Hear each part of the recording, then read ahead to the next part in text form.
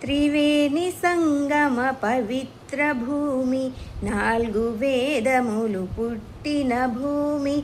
త్రివేణి సంగమ పవిత్ర భూమి, నాలుగు వేదములు పుట్టిన భూమి. గీతామృతమును పంచిన భూమి, పంచశీల బోధించిన భూమి. గీతామృతమును పంచిన భూమి, పంచశీల బోధించిన భూమి.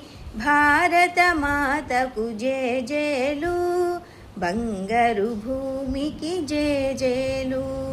భారత మాతకు జేజేలు, బంగారు భూమికి జేజేలు. ఆ